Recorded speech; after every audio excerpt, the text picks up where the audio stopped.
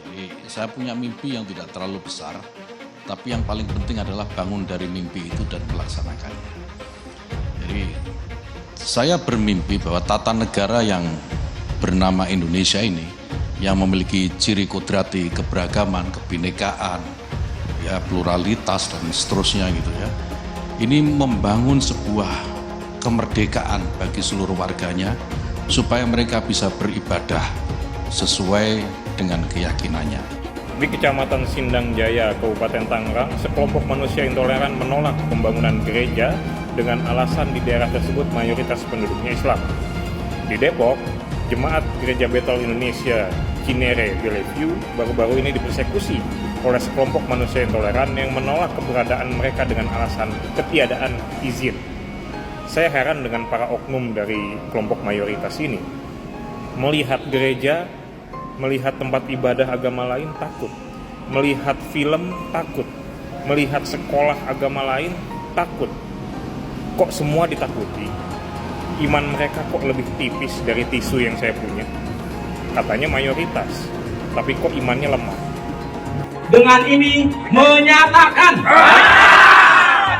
menolak pemberian izin, rekomendasi, dan pembangunan sarana ibadah non-muslim di wilayah Sindang Jaya. Terima kasih. Assalamualaikum warahmatullahi wabarakatuh. GKJ Bandung berdiri dari tahun 1926 sampai hari 97 tahun. 97 tahun, berarti bisa dikatakan GKJ lebih tua daripada kemerdekaan Republik Indonesia. Itu dia. Tapi yang aneh itu, dulu sebelum merdeka bisa mendirikan gereja. Nah setelah merdeka, lah kok susah mendirikan gereja. Setidaknya 200 gereja disegel dan ditolak dalam 10 tahun terakhir. Dan yang terbaru adalah pelarangan kegiatan ibadah yang terjadi di daerah Padang. Dan itu belum termasuk pelarangan kegiatan ibadah yang belum sempat viral ataupun diketahui oleh semua orang. Pertanyaannya, bukankah di Undang-Undang Pasal 29 tahun 1945 mengatur tentang negara yang menjamin kemerdekaan penduduknya untuk memeluk dan beribadat menurut agama dan kepercayaannya masing-masing? Lantas kenapa kami mendapat perlakuan yang berbeda? Kalian harus konfirmasi juga dengan RT RW di sini kegiatan ini.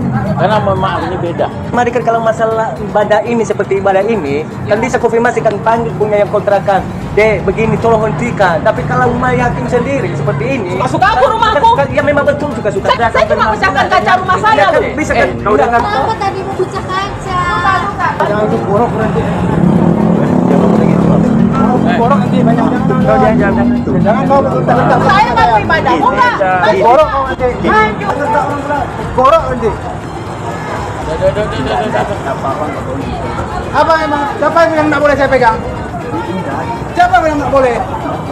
Borok kalian itu semuanya. Sabar. Abang, gini. Saya kerahkan masalah itu semua panuran itu tahu. Depannya macam panuran ini mampus kalian semua. Tahu? Yang buat gawat tenang-tenang tidur kita di sini, sampai di sini kita nahan-nahan. Saya tadi bapak cuma nyuruh kita di atas itu supaya mereka disuruh pulang ini. Pak, bantu ibadah kami, Pak. Pak, bantu izin ibadah kami, Pak. Pak Jokowi, bantu izin ibadah kami, Pak. Pak Jokowi, bantu izin ibadah kami, Pak. Bantu izin ibadah kami, Pak. Bantu izin ibadah kami. Sedang beribadah lalu kemudian ditutup hanya karena alasan belum punya izin. Kami agak bingung di Indonesia ini bahwa kebebasan beragama menurut pasal 29 itu sudah selesai. Tetapi masih banyak orang-orang tertentu, kelompok-kelompok tertentu, bahkan kepala daerah yang menjadi motor di dalam usaha dan upaya melarang adanya ibadah dari umat Kristiani. Bahwa kegiatan-kegiatan ibadah yang dijamin oleh konstitusi dan undang-undang dasar sepertinya belum bisa diimplementasikan dengan baik. Tetapi kalau sampai hari ini kemudian betapa susahnya kami harus beribadah. Saya masih menanti pemimpin di negeri ini yang bisa menjamin bahwa toleransi di dalam kebangsaan itu benar-benar bukan merupakan wacana, tetapi dia merupakan sebuah bagian dari perjuangan yang harus kita jaga bersama-sama. Kita nggak mau kok, kita hanya mau beribadah di sini. Kita cuma mau berdoa kepada Tuhan kita kok. Kita nggak minta apa-apa. Kita keluarga negara Indonesia punya hak yang sama. Tapi kami mohon untuk sekali ini kita ikuti dulu, kasih kesempatan sama pemerintah.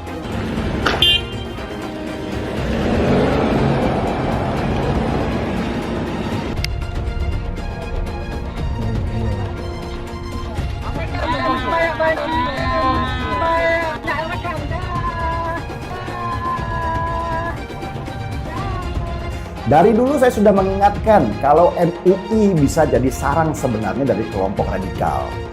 MUI dengan segala kelebihannya adalah rumah terbaik bagi kelompok radikal untuk menguasai dan mengkapitalisasi umat muslim di Indonesia. Inilah kelicikan yang membawa nama agama. Setiap tahun ada saja kontroversi yang mereka keluarkan yang tidak membawa kesejukan dalam bernegara. Saya sendiri nggak tahu gunanya MUI itu apa. Ngeri memang MUI ini. Dengan label ulama, mereka menguasai penuh fatwa untuk umat Islam di Indonesia. Selain itu, selama bertahun-tahun mereka menguasai sertifikat halal di Indonesia dengan konsumen jutaan produk dan dananya tidak teraudit. Halo para elit MUI, jangan kira kalian bisa berlindung di balik label ulama. MUI pada dasarnya adalah sebuah LSM. Walaupun tidak memiliki otoritas yang resmi, sayangnya MUI kelihatan abai dalam hal menjaga keharmonisan hubungan antar umat atau antar aliran. Sering terdengar berbagai bentuk penolakan dan kekerasan dilakukan terhadap hak beribadah umat Kristen. Walaupun bukan sebuah lembaga negara atau otoritas resmi, MUI ini adalah lembaga yang didengar pendapatnya oleh umat Islam. Karena itu, salah satu pihak yang seharusnya berperan untuk menghentikan aksi-aksi semacam ini adalah MUI. Tantangan terbesar yang harus dihadapi MUI saat ini adalah kelompok-kelompok yang tidak toleran atau bahkan kelompok-kelompok radikal. Saya lihat perhatian sikap MUI ini semua, setiap ada membuat fatwa itu yang tidak menyenangkan, yang ingin buat gaduh. Sepertinya Anda nih bermusuhan sekali dengan yang namanya non-muslim. Yaitu seperti Anda memandang selain Islam itu kafir. Ini lembaga apa ini MUI ini lama-lama saya lihat?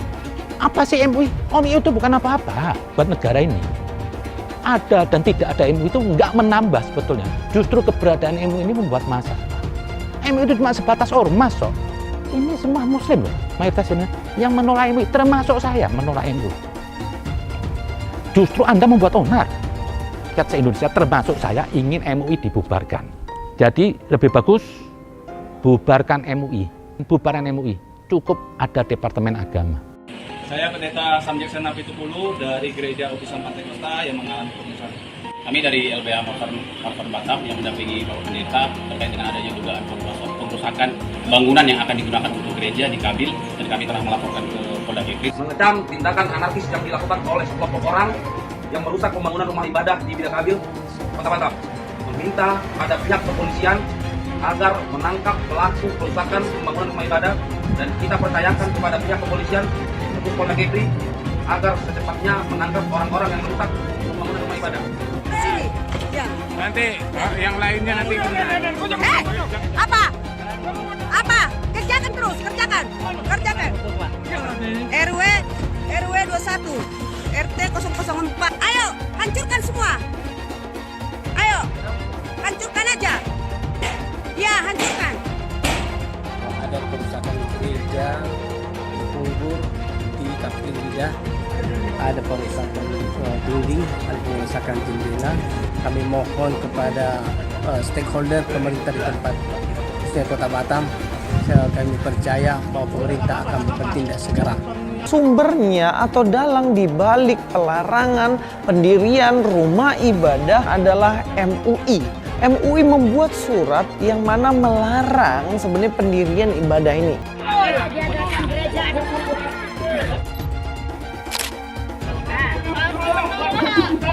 Tak boleh, nggak ada orang gereja di sini.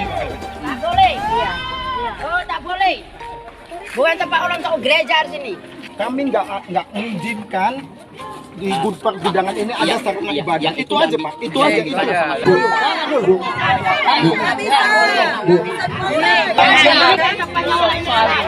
Tak boleh. Soal itu bukan urusan saya karena nanti saya urusan kepolisian.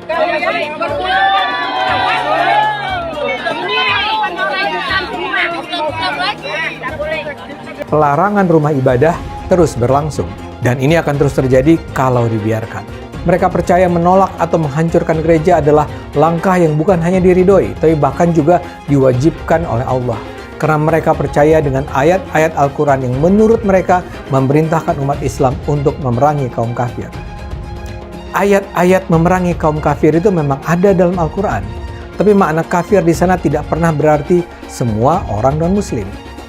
Karena itu sungguh mengherankan bahwa MUI merasa tidak perlu bersikap soal pelarangan gereja ini. Pendiaman ini menyebabkan serangan terhadap umat Kristen terus berlangsung. Bila MUI terus membiarkan kejahatan ini terus terjadi, nama Islam akan terjerumus ke dalam lembah kehinaan. Bahkan lebih dari itu, bila MUI bungkam, MUI sebenarnya sedang membiarkan para pelaku penyerangan dan perusakan itu berada di jalan yang sesat. Akibatnya Islam nampak sebagai sebuah agama yang penuh kebencian, permusuhan, dan sama sekali tidak bisa disebut sebagai agama damai. MUI harus menyerukan dihentikannya pelarangan gereja. MUI harus menyerukan umat Islam untuk menganggap umat Kristen sebagai saudara. Asalnya gedung ini tidak digunakan lagi untuk kegiatan ibadah. Yang mencoreng kota Binjai dari kereligiusannya, dari kedamaiannya. Kita meminta supaya tidak ada kegiatan di sini. Kami dari masyarakat yang berada dari lingkungan 1 sampai 6 turun untuk Kita dilarang beraktivitas seperti itu. Jadi kalau misalkan ada tamu, tadi kan kami dengar. Kami dengar di bawah. Kita nyanyi, kami cuma berdoa, kami berdoa aja, cuma 12 orang. Iya, cuma kan izinnya itu. Sabar. Ini Tuhan. Udah, mau ibadah, Pak. Mau ibadah dulu, Pak.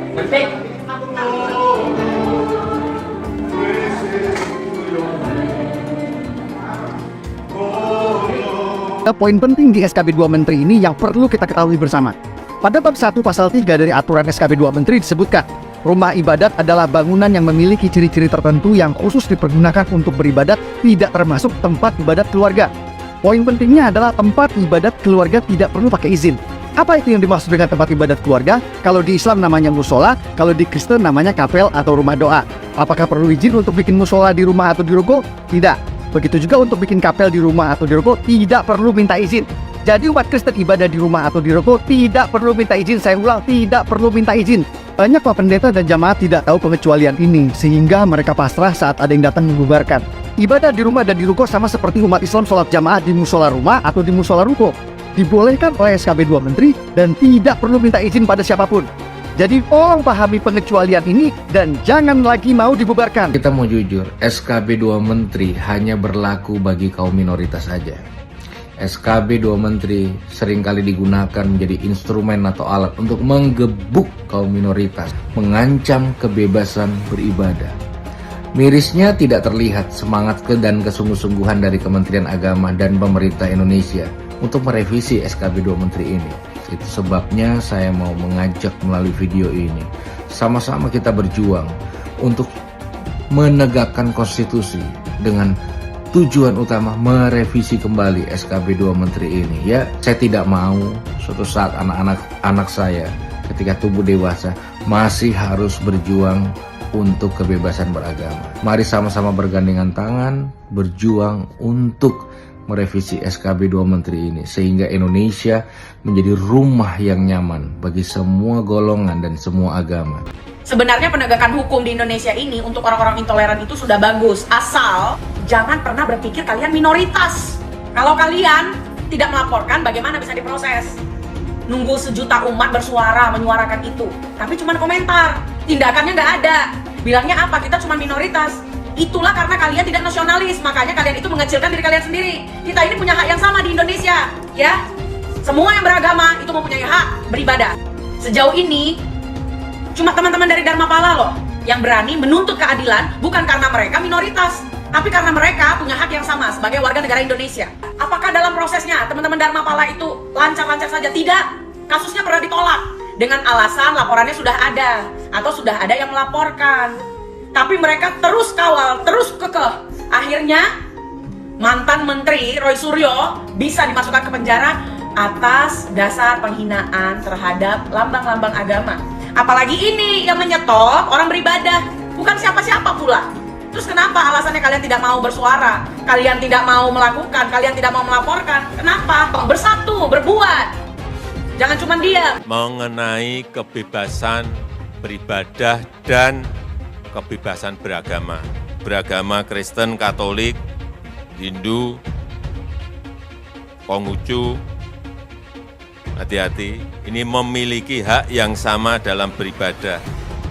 Beragama dan beribadah itu dijamin oleh konstitusi kita, dijamin oleh Undang-Undang Dasar 1945, pasal 29 ayat 2. Dandim, Kapolres, Kapolda, Pangdam harus ngerti ini. Jari, Kejati, FKUB misalnya, maka tidak memperbolehkan membangun tempat ibadah. Hati-hati loh. Konstitusi tidak boleh kalah dengan kesepakatan. Karena saya lihat masih terjadi. Kadang-kadang saya berpikir sesusah itukah orang yang akan beribadah. Sedih kalau kita mendengar. Bagaimana dalam agama Islam seorang muslim karena jabatannya dia memberi izin berdirinya rumah ibadah seperti kelenteng, gereja, dia dapat dosa jariah mengalir terus sampai hari kiamat. Setiap berbunyi teng teng bisa dibelangkung malaikat, teng kelempang, teng kelempang, teng kelempang, teng kelempang. Rasakanlah tuh, rasakan. Pancasila Soekarno, ketuhanan ada di pantat. Anak Tuhan dari mana? Kalau Yesus anak Tuhan, bidangnya siapa? Besok di seluruh wilayah Indonesia kami katakan bahwa Karena di salib itu ada jin kafir. Karena di salib itu ada jin kafir. Karena di salib itu ada jin kafir. Haleluya. Kepalanya ke kiri apa ke kanan? Kepalanya ke kiri apa ke kanan? Tetap percaya salib itu lambang mulia, bukan jin. Kok ketawa? Aku nggak nyindir siapa-siapa. Alasan pembubaran selalu menggunakan alasan izin. Kenapa ada keinginan untuk menutup dan mengganggu rumah ibadah agama minoritas, terutama agama Kristen. Apakah penceramah-penceramah itu percaya bahwa dengan mengganggu atau menutup atau melarang ibadah agama Kristen atau minoritas, mereka bisa masuk surga? Apakah seperti itu ajaran mereka? Makanya saat berceramah, Abdul Somad selalu mengajarkan intoleransi dan selalu menghujat agama lain, seperti mengatakan di salib ada jin kafir. Menurut saya, pemerintah pusat harus terus berkomunikasi dengan para pemuka agama atau penceramah agama, seperti Abdul Somad yang selama ini masih merasa dan percaya bahwa kehadiran gereja adalah hal yang harus ditolak. Dan para pemuka agama itu harus sadar bahwa menolak pembangunan gereja bukan saja bertentangan dengan konstitusi, tapi juga bertentangan dengan ajaran agama itu sendiri. Jadi saya punya mimpi yang tidak terlalu besar, tapi yang paling penting adalah bangun dari mimpi itu dan melaksanakannya. Jadi saya bermimpi bahwa tata negara yang bernama Indonesia ini, yang memiliki ciri kodrati keberagaman, kebinekaan, ya pluralitas dan seterusnya gitu ya. Ini membangun sebuah kemerdekaan bagi seluruh warganya supaya mereka bisa beribadah sesuai dengan keyakinannya. Ketika ada sekelompok ormas yang mengatasnamakan sekelompok ormas dan masyarakat datang di tempat ini melakukan demo ya terhadap sebuah bangunan kapel ya, di mana intinya mereka tidak membolehkan ada ibadah dalam bentuk apapun di situ. Ya, sementara di satu sisi perlu digarisbawahi bahwa tempat ini bukan gereja, ini kapel. Kalau di Muslim itu sama dengan musola. Ya, cukup dengan izin tetangga, izin lingkungan, kemudian silakan melakukan ibadah di sini. Nah, itu sudah dilakukan. Nah, kemudian ternyata saya dengar pemerintah Kota Depok melalui Kesbangpol sudah melakukan rapat beberapa waktu yang lalu dan diputuskan kegiatan ibadah di sini dihentikan untuk sementara. Nah, ini yang saya sangat sesalkan. Hanya online-nya bisa. Hanya online bisa. Ya. Menurut saya ini sebuah diskriminasi yang tidak perlu terjadi dan tidak boleh terjadi. Ya. pemerintah harus hadir memberikan rasa aman, rasa nyaman terhadap seluruh umat agama, apapun agamanya, untuk melakukan ibadahnya dengan baik. Termasuk di couple ini yang di Cinere. 28 tahun kan? Sudah 28 tahun. Hanya pindah tempat.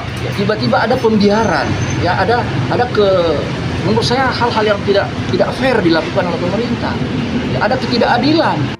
Di Kecamatan Sindang Jaya, Kabupaten Tangerang, sekelompok manusia intoleran menolak pembangunan gereja dengan alasan di daerah tersebut mayoritas penduduknya Islam. Di Depok, Jemaat Gereja Bethel Indonesia Cinere Bellevue baru-baru ini dipersekusi oleh sekelompok manusia intoleran yang menolak keberadaan mereka dengan alasan ketiadaan izin. Saya heran dengan para oknum dari kelompok mayoritas ini. Melihat gereja, melihat tempat ibadah agama lain takut, melihat film takut, melihat sekolah agama lain takut. Kok semua ditakuti? Iman mereka kok lebih tipis dari tisu yang saya punya? Katanya mayoritas, tapi kok imannya lemah? Bertahun-tahun sudah Jemaat Gereja Kristen Kemah Daud di Bandar Lampung kesulitan memperoleh izin permanen bagi tempat ibadah mereka. Dan saat ini adalah pihak Kelurahan Raja Basa Jaya yang mempersulit izin bagi tempat ibadah mereka. Saya ingin menggugah hati Wali Kota Bandar Lampung, Ibu Eva Duyana, politisi PDI Perjuangan, sebuah partai yang katanya berlandaskan pada ajaran Bung Karno atau Pancasila. Bukankah dalam Pancasila 1 Juni 1945, Bung Karno sudah mengamanatkan bahwa negara ini adalah negara bukan untuk satu golongan dan bukan untuk satu agama saja. Laksanakanlah ideologi ini. Ideologi itu untuk diwujud nyatakan, bukan untuk sebagai bahan retorika saja. Intoleransi terhadap minoritas semakin memburuk di negara ini. Jemaat Gereja Bethel Indonesia di Padang dipersekusi oleh sekelompok manusia intoleran. Sementara di Cianjur, pembangunan vihara terancam gagal karena ditolak oleh sekelompok manusia intoleran. Yang gue heran, ketika intoleransi di negara ini semakin memburuk, tapi para calon presiden atau capres yang dari hari ke hari sibuk memoles dirinya depan publik itu, tidak ada yang berkomentar satu biji pun. Ya gue tahu sih, para capres itu sedang sibuk mencari simpati mayoritas untuk menang, tapi bukan juga mereka masa bodoh terhadap hak minoritas yang ditindas. Kalau misalnya mereka terus masa bodoh terhadap hak minoritas, apa nggak salah kemudian nanti ke depannya minoritas berpikir untuk memboikot saja pemilu? Karena mereka menganggap dari pemerintahan ke pemerintahan tidak ada perubahan terkait penjaminan hak mereka beribadah. Hak beribadah umat Kristen kembali diberangus. Di Deli Serdang, Sumatera Utara, Jemaat Gereja Mawar Saron dilarang beribadah oleh setan-setan intoleran. Di Batam, bangunan gereja yang sedang dalam proses pembangunan dihancurkan oleh setan-setan intoleran.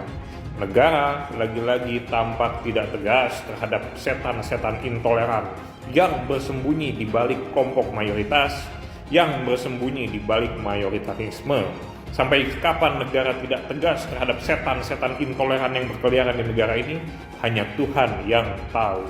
Sekelompok bandit intoleran kembali melakukan persekusi dan pelarangan ibadah terhadap jemaat gereja Mawar Saron di Binjai, Sumatera Utara.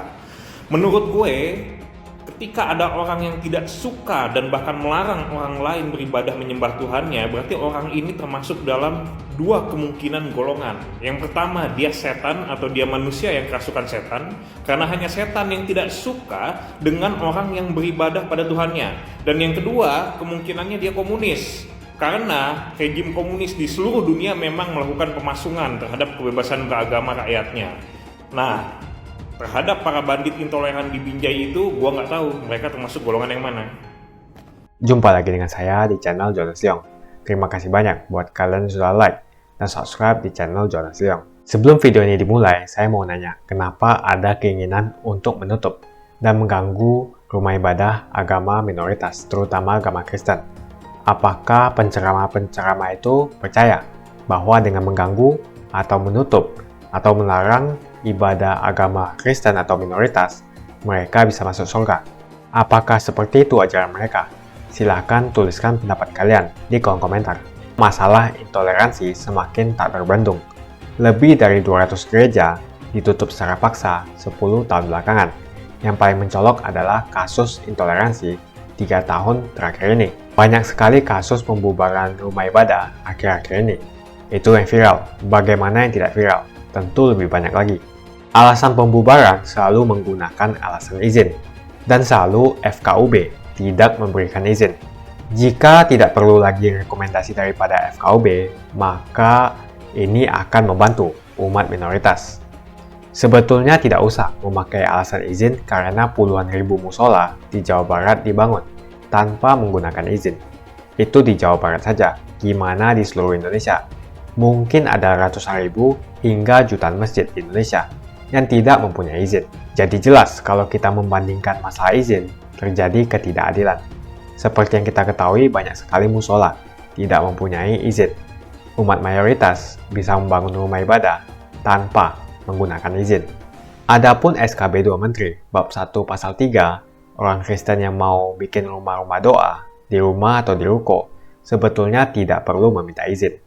Dan juga dalam SKB 2 Menteri, pasal 13 dan pasal 14, Peraturan Bersama Menteri Agama dan Menteri Dalam Negeri, nomor 9 dan nomor 8 tahun 2006, mengamanatkan kepala daerah untuk memberikan izin, sementara sebagai bentuk fasilitasi negara dalam mencarikan solusi pendirian rumah ibadah.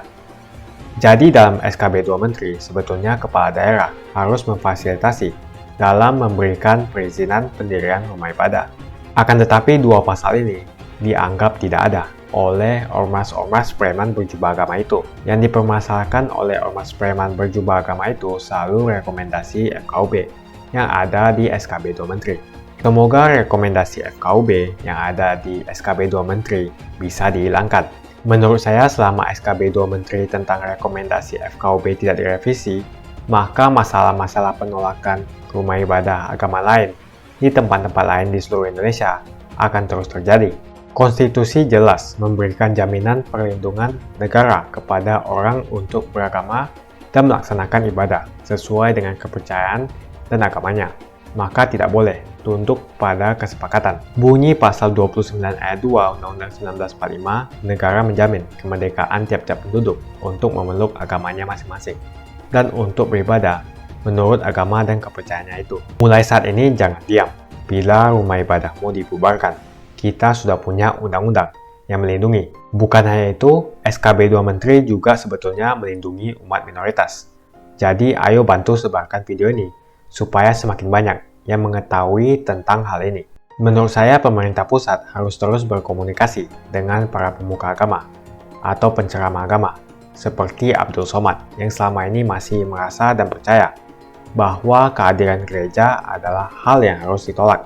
Dan para pemuka agama itu harus sadar bahwa menolak pembangunan gereja bukan saja bertentangan dengan konstitusi, tapi juga bertentangan dengan ajaran agama itu sendiri dan juga akhlak. Jadi menurut kalian, kenapa ada keinginan untuk menutup atau mengganggu rumah ibadah agama minoritas?